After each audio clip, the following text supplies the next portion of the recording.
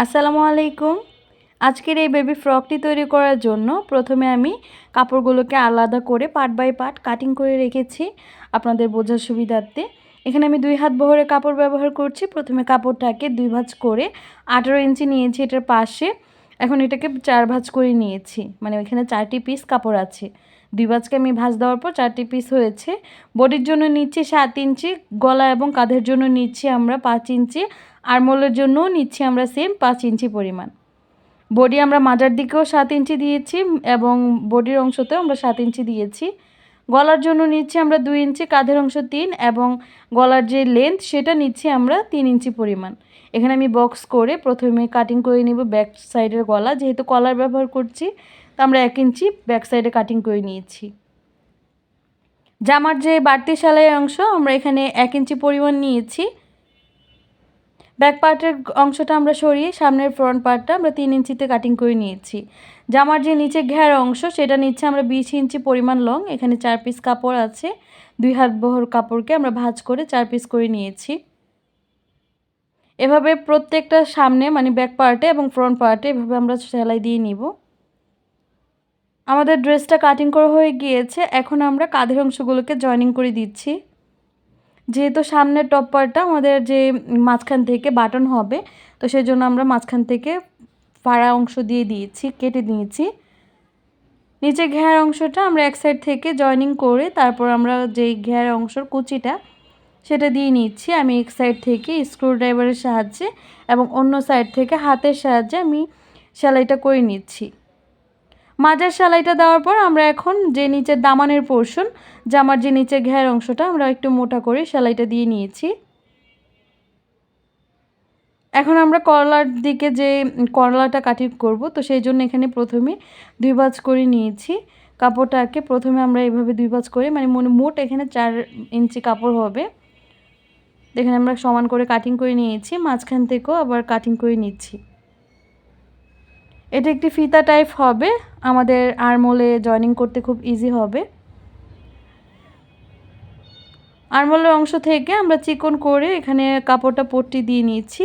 আপনারা চাইলে এখানে লেস ব্যবহার করতে পারেন। আমি এখানে জামার কলারটিও অনেক সুন্দর, তো সেই কারণে লেস ব্যবহার করছি না। আরমোলের অংশগুলো সেলাই করার পর আমাদের বডির যে 2 সাইডের অংশ আমরা সেলাই করে নিয়েছি। যেহেতু মাঝখান থেকে আমাদের ফাড়া হবে বা বোতাম হবে, তো সেই জন্য আমরা আগে থেকে জামার যে ঘের অংশটা সেটা জয়েনিং করে নিয়েছি। মাঝখান থেকে একদম নিচের দামানের পোরশন পর্যন্ত আমাদের কিন্তু খোলা অংশ থাকবে। আমি এখানে মাঝখান থেকে সিকিউর করে আটকে নিব। আপনারা চাইলে কিন্তু ওপেন বাটনও রাখতে পারেন। আমরা যে 2 ইঞ্চি করে কাপড়ের 5টা কাটিং করেছিলাম সেই অংশটা আমরা এখন এখানে জয়েনিং করব। জামার যে ভাঁজ দিক থেকে আমাদের পট্টিটা জয়েনিং করার পর হাতের সাহায্যে আমি এখানে সমান করে দিচ্ছি। তারপর এটাকে উল্টে আমরা উল্টো পাশে সেলাইটা দিব। উল্টো পাশে কীভাবে সেলাইটা দিচ্ছি সেটাও দেখিয়ে দিচ্ছি।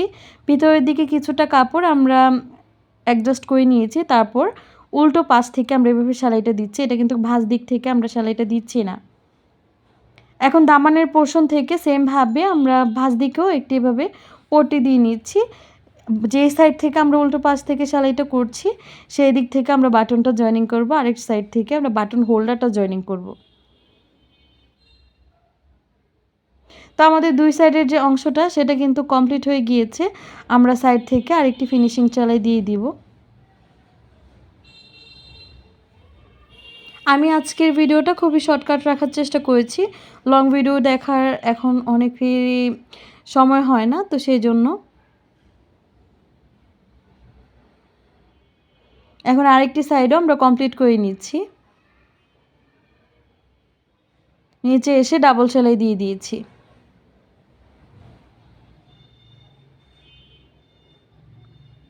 আমাদের এখন মেইন বৈশিষ্ট্য হবে যে কলারটা জয়েনিং করাটা। কলারটা আমি কিভাবে জয়েনিং করছি আপনাদেরকে খুবই ধীরে সুস্থে দেখানোর চেষ্টা করব। এখানে চাইলে আপনারা একটু বড় নিডেলের সেলাই দিয়ে মাঝখান থেকে ঘের অংশটা আটকে নিতে পারেন যদি আপনাদের সেলাই করতে অসুবিধা হয়। এখন কলারটা কাটিং করার জন্য প্রথমে আমি এভাবে কাপড়টা নিয়েছি 7 ইঞ্চি পরিমাণ এবং উপর থেকে এভাবে নিচে নিয়েছি আমরা 7.5 ইঞ্চি। তো নিচের দিকে যদি একটু বাড়তি কর্নার হিসাবে রাখতে চান এভাবে নিতে পারেন। কলারটা যদি তারপরও আপনারা বুঝতে না পারেন আমাকে কমেন্ট করে জানাবেন, আমি আপনাদেরকে আনসার দেওয়ার চেষ্টা করব। বড় সাইডগুলো আমরা সেলাই করার পর যে কলারের অংশটা সেটা আমরা উল্টে নিয়েছি। এখানে কোনো বক্রম ইউজ করতে হয় না, আমরা এভাবেই আমি সচরাচর আমার বাচ্চাদের জন্য এভাবে তৈরি করে থাকি। আশা করছি যারা বক্রম ভারী গলা পরাতে চান না তারা এভাবে বানাতে পারেন কলারটা। হাতের সাহায্যে আমি ফিনিশিংটা দিয়ে নিয়েছি, আপনারা চাইলে আয়রনের সাহায্যেও কিন্তু এটাকে সিকিউর করে বা সমান করে নিতে পারেন। কলারটা জয়েনিং করার জন্য আমরা যে বডির অংশের প্রথম ফাড়ার অংশ থেকে মানে কলারের যে অংশটা সেটা জয়েনিং করব, তো জামার এক সাইড থেকে ধরে আমরা আরেকটি কলার সাইড পর্যন্ত অ্যাটাচ করব। তো সেজন্য একটি সাইডে আমরা কলারের অংশ জয়েনিং করছি। শুরুতেই আমরা ডাবল সেলাই দিয়ে আটকে দিব। এখন উপরের অংশটা আমরা এভাবে টান দিয়ে সরিয়ে তারপর নিচের অংশটাতে সেলাইটা করছি।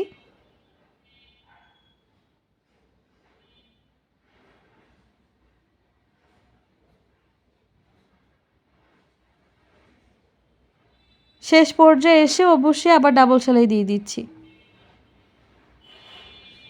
ডাবল সেলাই দেওয়ার পর এখন আমরা এটাকে ভাঁজ দিকে করে নিয়েছি। এখন যে সেলাইয়ের কাপড়গুলো সেটা আমরা যে কলারটার ভিতরে ঢুকিয়ে এখন ভিতর থেকে কাপড়টা উপর থেকে মানে ফোল্ড করে ভিতর দিকে অ্যাডজাস্ট করে সেলাইটা দিব। তো সেই ক্ষেত্রে কলার অংশতে কোনো এক্সট্রা ফেব্রিক্স থাকবে না। আশা করছি আপনাদেরকে আমি এই কলারের ডিটেলসটা বোঝাতে পেরেছি। খুবই সহজভাবে কিন্তু আজকের ভিডিওটি আপনাদের সাথে শেয়ার করার চেষ্টা করেছি। আর যদি আমার আজকের এই ভিডিওটি ভালো লেগে থাকে অবশ্যই ভিডিওটিতে লাইক করতে ভুলবেন না। আর বেশি ভালো লাগলে ফ্যামিলির সাথে শেয়ার করে দিবেন। কলারটা কিন্তু আমরা একদম শেষ পর্যায়ে চলে এসেছি। এখন শেষ পর্যায়ে আসার পর এভাবে কাপড়টা ভাঁজ দিয়ে ভিতরের দিকে আমরা হাতের সাহায্যে কাপড়টা অ্যাডজাস্ট করে দিয়েছি।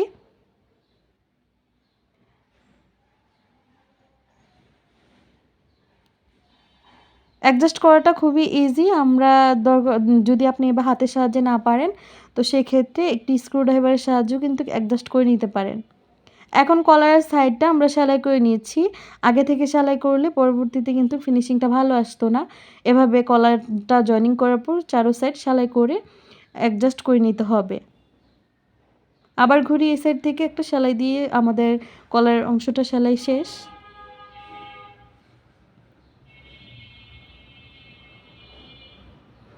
এখন আমরা সুতাটা কাটিং করে নিব।